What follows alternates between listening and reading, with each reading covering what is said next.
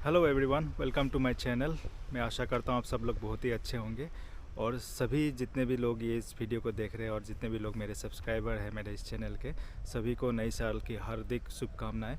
मैं जानता हूँ कि काफ़ी लेट हो गया हूँ मैं इस आप लोग को विश करने के लिए, पर क्या करें, मैं भी मतलब कुछ दिनों से गुवाहाटी में जहाँ मैं अब रहता हूँ यहाँ पे काफ़ी ठंड पड़ रही थी और मैं भी कुछ इतना अच्छा नहीं था, बीमार हो रही थी मुझे सर्दी जुकाम और थोड़ी सी मतलब पेट की भी प्रॉब्लम थी, तो इसलिए मैं वीडियो नहीं बना पाया।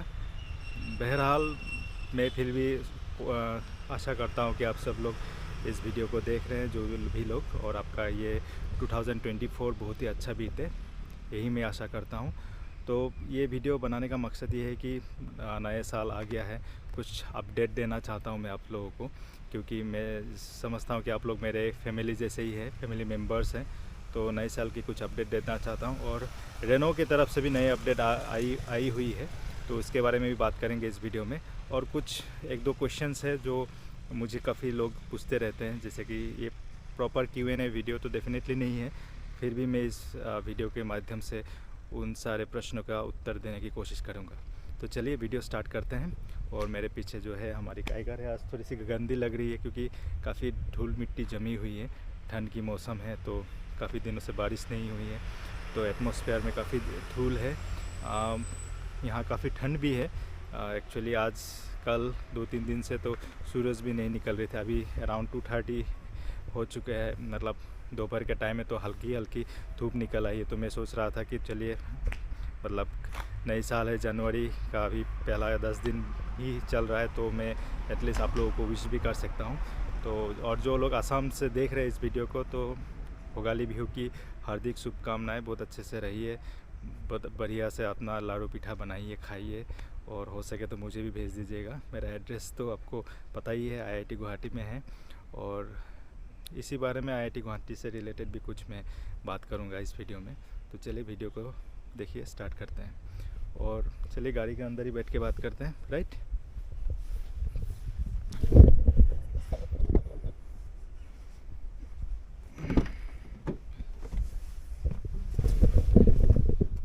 तो अब मैं कार के अंदर आ चुका हूँ। तो अब बहुत दिन बाद आप लोग से बात हो रही है। तो सबसे पहले तो जैसे कि मैंने कहा कि 2024 आ चुका है और कहीं कहीं जगह में अभी भी कोविड फिर से आ रही है। तो आशा करता हूँ कि पहले जैसा ना रहे, क्योंकि पहले ऐसा हम लोग सभी लोगों को ही कोविड ने काफ़ी सताया है, काफ़ी लोगों का यहाँ पे पर्सनल लॉसेस भी हुए हैं। तो मेरा भी बहुत सारा लॉस हुआ है इसमें। तो हालांकि ऐसा ना हो, यही भगवान से कामना है। और कुछ पर्सनल बातें भी मैं शेयर करूंगा। जैसे कि आप लोगों को पता है कि बहुत सारे लोग मुझे पूछते रहते हैं कि आप कहाँ रहते हैं, और जितने भी मैं वीडियो बनाता हूँ काफ़ी हरियाली है, ऐसा करके कई लोगों ने कमेंट किया पहले। तो ये मैं IIT गुवाहाटी के कैंपस में रहता हूँ फ़िलहाल। तो मैं यहाँ पे PhD कर रहा था after doing my BTech M.Tech। उसके बाद मैं यहाँ पे एनरोल हुआ था, बीच में 1-1.5 साल मैंने नौकरी भी की थी यहाँ पे, IIT में ही था मैं एज ए प्रोजेक्ट साइंटिस्ट। तो उसके बाद मैं PhD में एनरोल हुआ, और उसी बीच में घर में भी कुछ प्रॉब्लम्स थे, घर कंस्ट्रक्शन चल रहा था, और उसके बाद शादी भी हुई 2019 के एंड में। और जैसे कि आपको पता है, शादी के पहले भी बहुत सारे प्रिपरेशन रहते हैं, उसमें भी मैं बिजी था कुछ टाइम। उसके बाद तो 19 के बाद यहाँ पे CAA का भी प्रोटेस्ट स्टार्ट हुआ कुछ टाइम यहाँ पे। उसके बाद तो कोविड आ गया, कोविड के बाद में भी बहुत सारा स्ट्रगल्स का फेस था। But finally by the end of 2023 दिसंबर में मैंने फाइनली अपना PhD ख़त्म किया है। और PhD का जो फाइनल वाइवा होता है, वाइवा वॉइस बोलते हैं, तो डिफेंस सेमिनार अगर आप दूसरे इसमें बोले, तो जो हम लोग काम करते हैं उसका थीसिस रेडी करना पड़ता है। थीसिस एग्जामिन होके आते हैं, एक थीसिस इंडियन एग्जामिनर के पास जाता है, एक थीसिस फॉरेन एग्जामिनर के पास जाता है। तो थीसिस एग्जामिन होने के बाद जब रिटर्न आती है तो उसको डिफेंस करना पड़ता है। थीसिस का जो क्वेश्चन है वो पूरा थीसिस को आपको डिफेंस करना पड़ता है, तो इसीलिए उसको डिफेंस सेमिनार कहते हैं। तो डिफेंस सेमिनार मेरा था 21 दिसंबर 2023। और बाहर से जो एक्सटर्नल आए थे वो IICT Indian institute of chemical technology के डायरेक्टर थे प्रोफेसर S वेंकट मोहन, वो एज ए एग्जामिनर आए थे। तो उन्होंने ही मुझे डिग्री प्रदान की उस दिन। After the defence seminar. तो फाइनली मैं आपके सामने एज ए डॉक्टर कह सकता हूँ आज अपने आप को।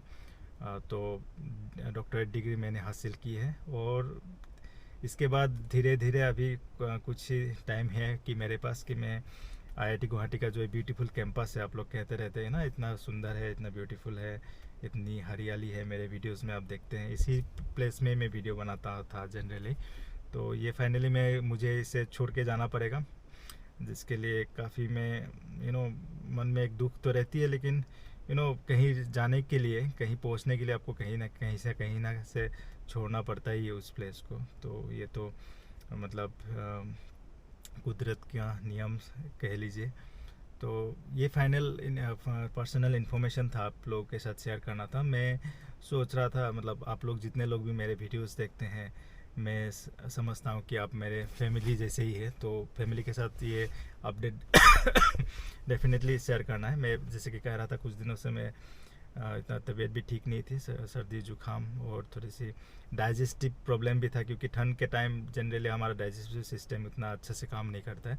तो इसलिए आप लोग भी थोड़ा ध्यान रखिए, ठीक है। और बिहू के टाइम में काफ़ी लोगों का ये प्रॉब्लम होता है, क्योंकि खाना पीना ज़्यादा हो जाता है, ऊपर से ठंड रहती है, तो प्रॉपर डाइजेशन नहीं होता है, इंडाइजेशन हो जाता है, गैस का प्रॉब्लम होता है। तो इसलिए अपना ख्याल रखना डेफिनेटली इम्पोर्टेंट है।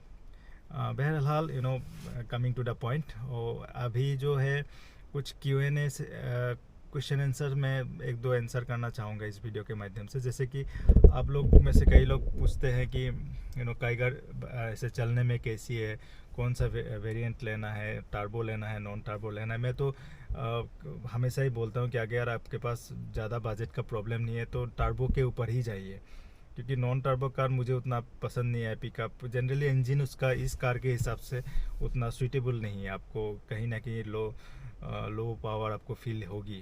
और आप अगर बहुत ही धीरे धीरे कार चलाते हैं, जैसे आपको A पॉइंट से B पॉइंट तक जाना है सिटी के अंदर ही, तो आप उसे ले सकते हैं। और दूसरी एक इम्पॉर्टेंट प्रॉब्लम उसमें थी कि नॉन टर्बो में उसका साउंड बहुत ज़्यादा है, NBS लेवल हाई है कंपेरेटिव, इसका भी है लेकिन उसका ज़्यादा है। और इस कार में तो टर्बो में आपको इनिशियली NBS गाड़ी स्टार्ट करते ही फील होगा, उसके बाद जब गाड़ी स्मूथली चलना शुरू हो जाती है तो आपको साउंड बाहर का कुछ मतलब बहुत ही स्मूथली चलती है, उसमें आपको साउंड नॉइज है सब आपको पता नहीं चलने वाली है। तो लेकिन नॉन टर्बो वेरिएंट में रहती है वो प्रॉब्लम। तो इसीलिए मैं सजेस्ट करता हूँ कि नॉन टर्बो ही लीजिए। बहुत सारा नए वेरिएंट भी आए हैं। RXT ऑप्शनल जो है वो काफ़ी मुझे अच्छा भी लगता है, क्योंकि उसमें बहुत लोअर एंड और टॉप एंड का मिक्स ऑफ बहुत हाई एंड फीचर्स भी हैं, तो काफ़ी अच्छा है वो वेरिएंट। और दूसरी बात है, जो मड प्रॉब्लम के क्वेश्चंस काफ़ी मुझे आप लोगों में से कई लोग पूछते हैं कि मड प्रॉब्लम सॉल्व हुआ कि नहीं। मड प्रॉब्लम डेफिनेटली सॉल्व हुआ है, क्योंकि मैंने जो ये रेनो के सर्विस सेंटर में जाके लगाया था पीछे का जो मड का ये मड गार्ड जो है इंटरनल जो पार्ट है, उसके बाद से वहाँ से मड निकालना पूरा कम्प्लीटली बंद हो चुका है। मड का प्रॉब्लम डेफिनेटली सॉल्व हो चुका है, और रेनो ने भी ये जितने भी नए कार्स में सब में सॉल्व हो चुका है। आप लोग में से जिसके पास पुरानी कार है 2021 मॉडल और 2022 मॉडल, फर्स्ट हाफ ऑफ 2022, आप लोग मुझे बताइए कैसा है, आप लोग का मड का प्रॉब्लम सॉल्व हुआ कि नहीं। डोर का मड का प्रॉब्लम भी अभी काफ़ी हद तक तो सॉल्व हो चुकी है, क्योंकि जब मैंने ये मेरा अगर ये वीडियो नहीं देखा है आप देख लीजिए, कहीं मैं इधर आई बटन में लगा दूंगा। तो डोर का मड का प्रॉब्लम भी रिलेटिवली तो बहुत कम हो चुका है, क्योंकि अभी इतना मड अंदर नहीं घुसती है जब से मैंने ये जो डोर का मड का वो जो रबराइज का स्केट लगाया था। तो उसके बाद से तो ज़्यादा तो नहीं है, ऑलमोस्ट 80% कम चुका है उसके बाद। और दूसरी प्रॉब्लम ये है कि कोई लोग पूछते हैं कि कार बाकी चलने में कैसी, चलने में काफ़ी अच्छी है। मुझे अभी तक कोई दूसरा प्रॉब्लम सच फील नहीं हुआ है, चलने में तो काफ़ी अच्छी है। आप अगर जाना चाहते हैं कि काइगर के ऊपर, अभी मैं स्टिल बिलीव करता हूँ कि ये स्टिल मार्केट में एक वैल्यू फॉर मनी प्रोपोजिशन है, और काफ़ी अच्छी कार है। इंटीरियर में भी काफ़ी अच्छा आपको स्पेस मिलता है, और जो सेंटर कंसोल है मैं आपको दिखा भी देता हूँ। ये जो सेंटर कंसोल है, सेंटर कंसोल है, इतना ब्यूटीफुल सेंटर कंसोल आपको कहीं नहीं मिलेगा। इस तरह का शटर आपको कहीं नहीं मिलेगा। कई सारे लोग दिखाते हैं कि ये शटर मतलब ये लूज़ है, लेकिन मेरा में तो ऐसा नहीं है, क्योंकि इसमें अगर आप कोई बच्चे को बैठाएंगे या खड़े कर देंगे तब ये चीज़ आपको ख़राब होने वाली है। लेकिन अगर ऐसा कुछ नहीं है तो सच प्रॉब्लम नहीं होना चाहिए, राइट। तो वो तो है। और रेनो के इस तरफ से भी नई अपडेट आई है। माई 24 रेनो के 3 जो कार है जनरली, ट्राइबर, क्विड और काइगर, इसमें भी नए अपडेट आए हैं। क्विड में बहुत सारे नए नए colours, dual tone colour launch हुए हैं। और ट्राइबर में सच तो अपडेट नहीं है मेरे ख्याल से, खाली यहाँ पे जो ड्राइवर के साथ एक हैंड रेस्ट दिया है उन लोगों ने, और सच मुझे नहीं पता कि कुछ ऐसा अपडेट आया हुआ है। काइगर में कुछ कुछ मेजर अपडेट आए हुए हैं। जैसे कि अगर आप टर्बो वेरिएंट लेते हैं तो फ़िलहाल आपको फ्रंट के जो डिस्क है, कैलिपर है, ब्रेक कैलिपर, वो आपको रेड इंसर्ट मिलेंगे। मैंने तो रेड करा लिया था, हालांकि अब गंदी हो चुकी है। तो रेड अच्छा लगता है दिखने में, तो रेड इंसर्ट आपको मिलेंगे बाहर में। एक्सटीरियर में मेरे ख्याल से वही एक अपडेट है। इंटीरियर में जब आएंगे सबसे पहले आपको लेदर रैप, इस टाइप का लेदर रैप स्टीयरिंग आपको मिलेगा, ठीक है। Leather wrap, fully leather wrap steering, पहले जो सिर्फ इतनी पोर्शन हुआ करती थी, ऐसा नहीं है, फुल्ली लेदर रैप स्टीयरिंग मिलेगा। और जो अपहोल्स्ट्री है वो सेमी लेदर अपहोल्स्ट्री आपको मिलती है, लेकिन क्वालिटी मुझे अच्छा लगा, जैसे कि मैंने कुछ वीडियोस में देखा है। और खाली बीच का जो पोर्शन है वो सिर्फ आपको फैब्रिक मिलता है, बाकी सब लेदर अपहोल्स्ट्री मिलती है, जो कि काफ़ी अच्छी मैं कहूँगा। और सबसे दूसरा इम्पोर्टेंट ये है कि आपको ये जो मिरर है, ये मिरर आपको ऑटो डिमिंग IRVM, और काफ़ी बड़ी भी है, लंबी है, फ्रेमलेस ऑटो डिमिंग IRVM मिलती है। बट फिर भी रेनो तो रेनो ही है, क्योंकि काम लोग फिनिशिंग देते नहीं है, क्योंकि बाहर से जो वायरिंग है वो एक्सपोज्ड है अभी भी, तो वो दिखने में ख़राब लगता है। लेकिन ऑटो डिमिंग IRVM आपको मिल रही है फाइनली। क्रूज़ कंट्रोल अभी अगर आप नॉन टर्बो वेरिएंट भी लेते हैं RX top of the line, उसमें आपको क्रूज़ कंट्रोल अब इसके दिन में आ चुका है। और रेयर का जो तीनों सीट बेल्ट है, तीनों सीट बेल्ट रिमाइंडर अभी आपको यहाँ पे दिखता है इंस्ट्रूमेंट क्लस्टर में। तो ये चीज़ है, यही सारे अपडेट्स हैं नए मेरे ख्याल से। और एज सच तो दूसरा अपडेट तो नहीं है, बाकी सब ऑलमोस्ट सेम है। और ये जो लाइनिंग थी, ये पहले रेड ब्लैक ऐसा थी ना, इधर इस तरफ रेड हुआ करती थी, तो इधर इस तरफ डिफ्यूज़ हो जाती थी। तो अभी वो रेड ब्लैक को हटा के almost kind of white type का कलर ही आप लोग को मिलेगा। ये तो गन मेटल है, मुझे गन मेटल ज़्यादा पसंद आता था, मैंने आप लोग को पूछा भी था कि गन मेटल ज़्यादा अच्छा लगता है या रेड। मुझे तो गन मेटल ही ज़्यादा अच्छा फील हुआ। तो अभी इसको मेरे ख्याल से रेड ब्लैक को हटा के फिर से उसको गन मेटल नहीं, लेकिन थोड़ा लाइटर शेड इंट्रोड्यूस किया है रेनो ने। और हाँ, रेयर सीट बेल्ट, तीनों सीट पैसेंजर के सीट बेल्ट रिमाइंडर आपको इंस्ट्रूमेंट क्लस्टर में दिखता है। तो फाइनली ये सारे छोटे छोटे अपडेट हैं। अगर आप प्राइस की बात करेंगे तो जो वेरिएंट मैं ख़रीदा था, ये तो बहुत पहले ख़रीदा था, उस हिसाब से आज के दिन में RXZ टर्बो मैनुअल वो आपको 9,99,000 में मिलती है, जो कि अगर जब लॉन्च हुई थी उसके हिसाब से अगर देखें तो ओवरऑल प्राइस डिफरेंस 1,30,000 के आसपास है आज के दिन में, ठीक है। तो 1,30,000 रुपया अगर मुझे आप कहें कि जस्टिफाई होता है कि नहीं, जस्टिफाई टू सम एक्सटेंस तो डेफिनेटली होता है, क्योंकि कई सारे अपडेट्स हैं। जैसे कि आपको अभी आज के दिन में कुछ कुछ सेफ्टी फीचर्स भी ज़्यादा मिलेंगे, ट्रैक्शन कंट्रोल मिलते हैं, और इंस्ट्रूमेंट क्या बोलते हैं, क्रूज़ कंट्रोल आपको मिलता है, ट्रैक्शन कंट्रोल, क्रूज़ कंट्रोल, और कुछ कुछ सेफ्टी फीचर्स, हील होल एसिस, ऐसा टाइप का सेफ्टी फीचर्स मिलता है आपको। एक टायर प्रेशर मॉनिटरिंग मिलता है, जो कि even though it is high line नहीं है, खाली टायर में प्रेशर लो है यही दिखाती है, लो लाइन टायर प्रेशर मॉनिटरिंग मिलता है, फिर भी वो काफ़ी इंपॉर्टेंट है मेरे ख्याल से। ऑटो डिमिंग IRVM मिलता है आपको, लेदर अपहोल्स्ट्री मिलती है, इवन दो फुल्ली लेदर नहीं है, पर मेरे ख्याल से पहले से बेटर है, आपको सीट कवर वगैरह नहीं लगाना है, क्योंकि 60% ऑफ द सीट्स लेदराइट है, तो मेरे ख्याल से वो एक डेफिनेटली इम्प्रूवमेंट है। उसके ऊपर से आपको दूसरा क्या मिलती है, दूसरा तो हाँ सच, हाँ आपको एक वायरलेस चार्जर मिलता है बाहर, तो ऐसा ज़्यादा अपडेट कुछ नहीं है। पीछे डिक्की में एक जो क्रोम की पट्टी है वो मिलती है। फ्रंट में आपको एक क्या कहते हैं उसको, नीचे में जो लगता है वो एक्स्ट्रा वो मिलती है। तो ओवरऑल 1,30,000 का तो सामान नहीं मिलता है, बट फिर भी मेरे हिसाब से काफ़ी अच्छी है एज ऑफ नाउ। तो माई 2024 रेनो आप लेना चाहते हैं तो डेफिनेटली उसके ऊपर जा सकते हैं।